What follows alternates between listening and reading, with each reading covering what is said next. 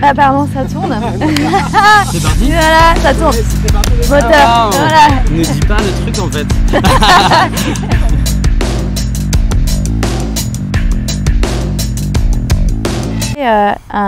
Un endroit de rencontre, une osmose entre les gens qui viennent voir le spectacle mais qui vont pas forcément voir du rugby, ou il y en a qui vont voir du rugby, et les gens qui vont voir du rugby mais qui vont pas forcément voir des spectacles. Des publics différents. Et voilà, c'est quelque chose d'un peu... c'est pas une communauté, mais ça crée un rassemblement, quoi. Et à la fin, on finit quand même avec une troisième mi-temps organisée, quoi. Donc ça, c'est cool. Voilà. Voilà, ça plaît à tout le monde. Voilà, exactement. Je m'appelle Cécile Cinelli, je suis cofondatrice de la compagnie et coordinatrice générale de la compagnie. Et moi, je m'appelle Antoine Linsal, je suis référent artistique pour la compagnie Crazy Air et je suis metteur en scène et dramaturge de Drop.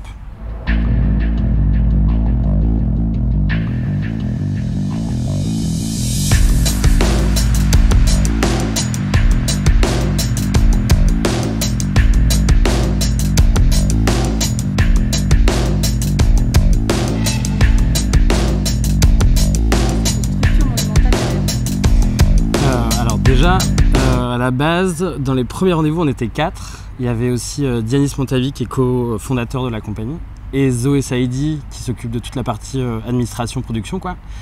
Donc, on s'est déjà rassemblés à 4, il faut en discuter.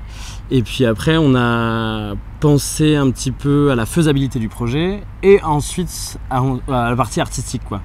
Parce que c'est vrai que c'est une demande un peu particulière, une commande à des artistes, quoi. Souvent les artistes ils s'inspirent de choses qui leur est propre. Là le rugby ça nous appartenait pas vraiment parce que dans les 4 il n'y en a aucune qui faisait du rugby. Il y a Dianis qui regardait le rugby à la télé, mais de nous il n'y avait pas grand monde.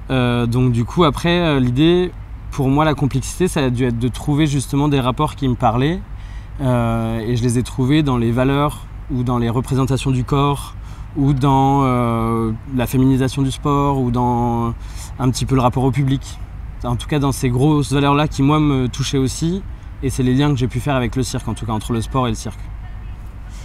Oui, et après on s'est rencontrés avec Joël Brouche, le directeur de l'Orahara, et Bruno et Thierry Lahonta autour d'un déjeuner. Et puis ce qui était en train de se créer, c'était un rapport avec une exposition qu'avaient fait Bruno et Thierry Lahonta au musée d'Aquitaine. Voilà. En 2008, si je me trompe. Oui, c'était pendant notre Coupe du Monde, et du coup, c'était de mélanger en fait leur scénographie qu'ils ont fait pendant cette exposition, et nous nos structures. Puisque pour Joël Rouge, par exemple, ça parlait beaucoup des poteaux, on pouvait avoir un sens, créer du sens et du lien avec ça. Et à partir de là, du coup, Antoine a créé dans sa tête et a s'est dit ah, mais ça pourrait être super.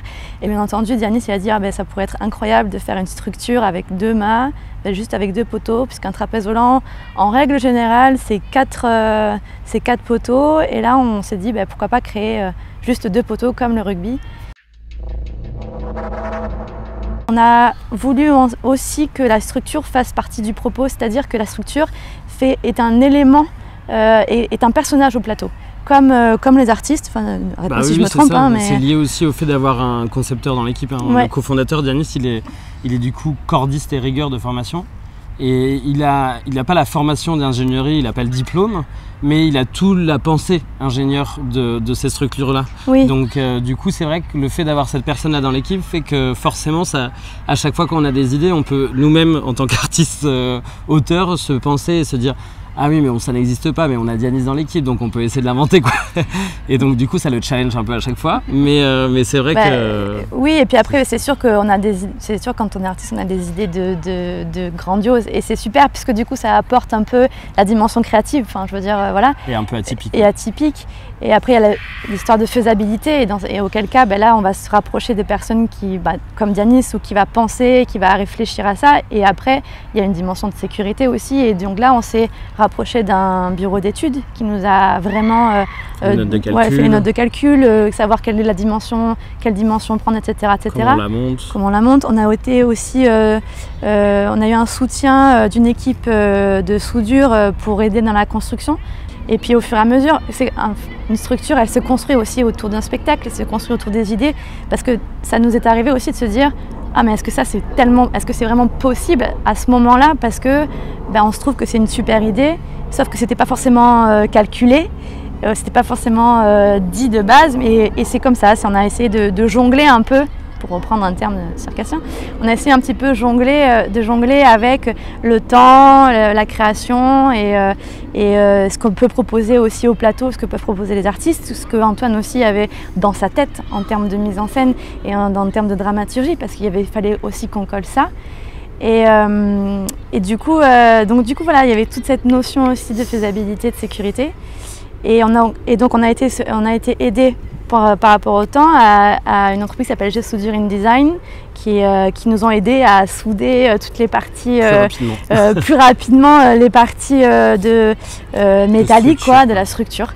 Donc c'est vrai que c'est un projet qui englobe beaucoup de gens, mais qui est un petit peu d'une manière un petit peu extérieure aussi, qui se raccroche au final avec toute la création. Il y a vraiment énormément d'interlocuteurs en fait et d'interlocutrices qui sont là, qui ont fait partie de cette création, qu'on ne pense pas forcément, qu'on ne voit pas parce qu'on ne sait pas. Mais voilà, c'est aussi c'est une sorte de remerciement qu'on peut leur dire à toutes ces personnes. Et Diladoir, il a un rapport aussi au rugby de base parce qu'il avait déjà fait des installations sonores autour du bruit des percussions des corps des rugbyman quand il jouait, quoi. Donc du coup il y avait toute une dimension sonore qui était intéressante, et puis lui il accompagne assez avec une vraie réflexion contemporaine les espaces, et ça c'était très chouette de pouvoir travailler avec quelqu'un qui puisse enregistrer du son, qui puisse créer de la musique et qui puisse arranger des choses ensemble. Donc il y a eu toute une discussion à 3 parties. Oui c'est ça, oui c'est ça. Du coup, par rapport au son déjà. Allez, on va commencer du son, ouais. Donc Eddy, on a réfléchi ensemble au projet avec Eddy Ladoire. On a pensé un petit peu en quoi son travail pouvait déjà s'impliquer dans Drop, quoi, naturellement. Et ensuite, en travaillant, on a travaillé sur le fait de travailler un petit peu notre AK. On a réécrit un AK qui nous était propre, qui nous a vraiment questionné justement autour de toutes les questions d'appropriation culturelle et tout ça, qui est quand même vraiment fort au AK, qui est très culturel de base, quoi. Donc du coup on a essayé de recréer ça, de chorégraphier ça, et il est venu nous enregistrer dans le lieu qu'on a à Bordeaux, à la Cité Bleue, à l'arrêt de train de New York exactement, et qui nous a permis de venir nous enregistrer et de capter des sons de nos corps à nous, de nos voix. Et il a même réussi à convoquer l'aide d'une comédienne qui s'appelle Séverine, qui a commenté en direct ce qu'on faisait en fait. Et on entend avec parcimonie dans le spectacle, parfois sa voix, qui commente comme une commentatrice de sport ferait par rapport à une action au sport, quoi, ce qu'on fait, mais en termes de circassien. Donc l'idée c'était vraiment de pouvoir mêler ça, quoi. Et ça, je pense que ça enrichit vraiment le propos. Ouais. Et au niveau des costumes, on a fait appel à Guillaume Collard, qui est de Boulazac aussi, ça a bouclé la boucle, qui est un costumier autodidacte, quoi, qui nous a aussi fait du catering. Oui. Et qui fait du drag et qui a repris, enfin qui a la notion d'utiliser des systèmes de couture un petit peu particuliers. Oui, en fait les codes qu'il avait envie de retranscrire, ce sont des codes. Il avait envie de retravailler sur la matière du sport parce que effectivement, quoi de plus naturel de penser qu'on va arriver avec un vrai maillot de rugby, et en fait non, dans sa tête il a dit je vais travailler dans cette approche-là mais sans créer vraiment un maillot de rugby. Ouais, c'est ça. Et du coup il a utilisé des chaussettes de rugby. Et qu'il a tout découpé, qu'il a inversé, et du coup il a créé vraiment par rapport à la couleur que nous on avait choisie, qui est le orange orange et blanc, et des touches grises, pour créer aussi un nouveau tissu. Voilà. En fait il a recousu ensemble des chaussettes, quoi. Ouais. Il y a eu 140 paires de chaussettes d'achetées, qui ont été rassemblées pour en faire finalement des tenues, avec qui est en fait emprunté de formes de sport, de vêtements de sport, mais il y a 40 ans, quoi. Avec les shorts qu'on peut retrouver un petit peu ici ouverts, avec les combi shorts comme ça en matière, qui existent sur les photos de rugby, mais d'avant. Et l'idée, c'est de faire un clin d'œil, en tout cas, à cette pratique qui vient d'avant, quoi, et de le retranscrire là de façon un petit peu plus, pas un peu plus recherchée, mais en tout cas détournée, quoi.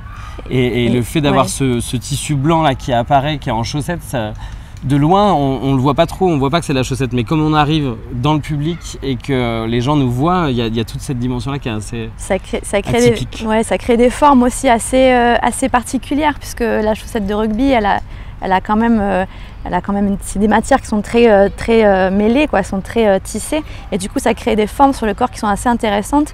Et du coup, par rapport aux couleurs, ce que je voulais dire, c'est qu'on avait choisi ces couleurs pour avoir vraiment aussi comme une couleur de rugby, qui met une couleur de maillot, mais c'est propre à nous. C'est la couleur des droppers et des droppeuses. Qui dit grosse installation comme celle-ci avec une grosse équipe, il dit aussi qu'il y a une logistique derrière qui est assez importante. Et notamment, on s'est dit il va falloir un poids lourd, donc il y a des personnes qui nous accompagnent et qui font la chauffe du poids lourd et qui peuvent aussi être techniciens sur les montages et les démontages, et techniciennes aussi.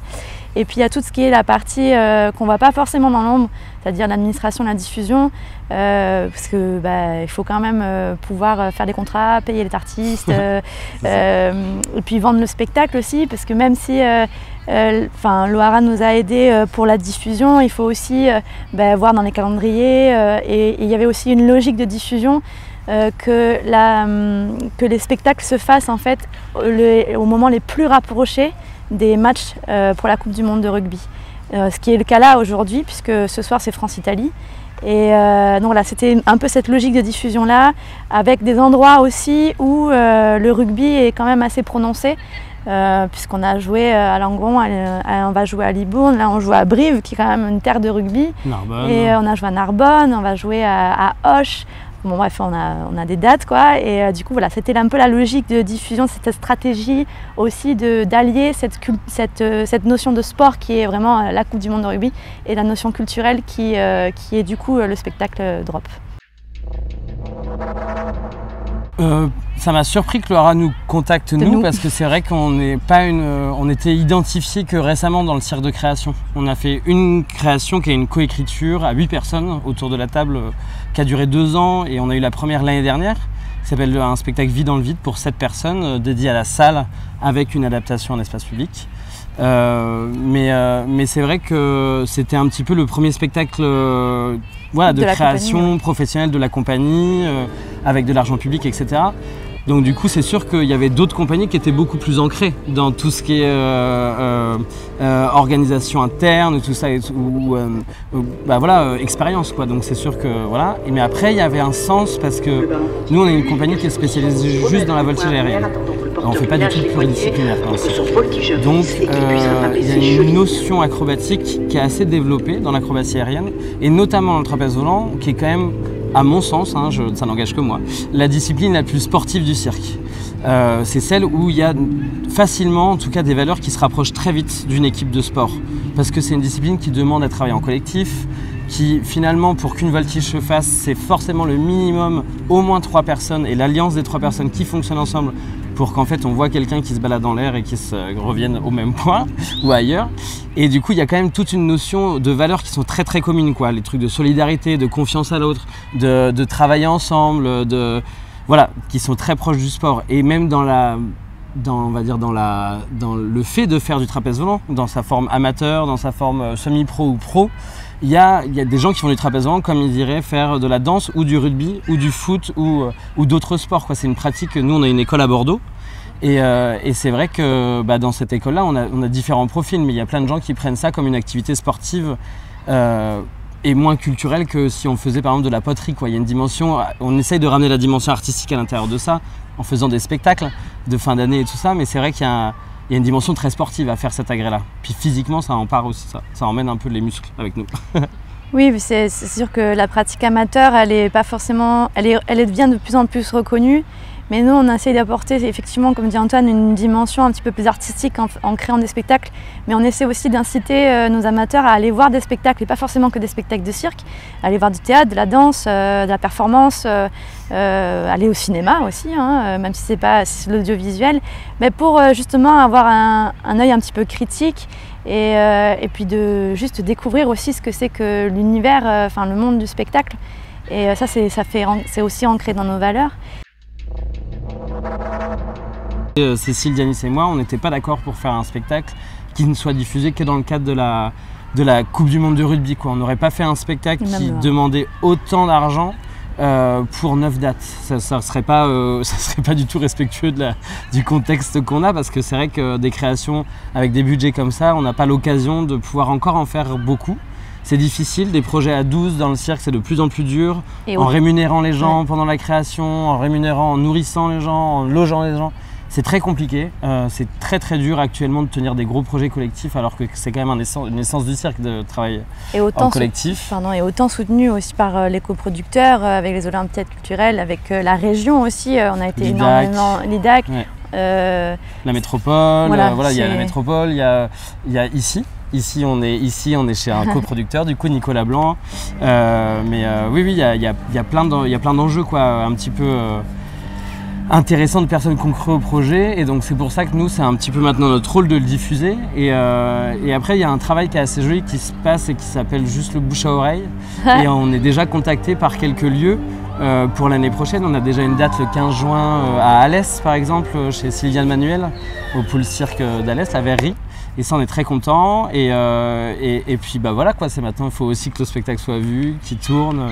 Et puis il y a aussi, pour reprendre une dimension un petit peu plus sportive, dans l'idée, effectivement, comme dit Antoine, c'est vrai que la volonté n'était pas forcément que de diffuser pendant la Coupe du Monde de rugby, mais aussi de le diffuser pendant d'autres événements, pourquoi pas sportifs, et pourquoi pas les Jeux Olympiques, parce qu'on accueille les JO à Paris 2024.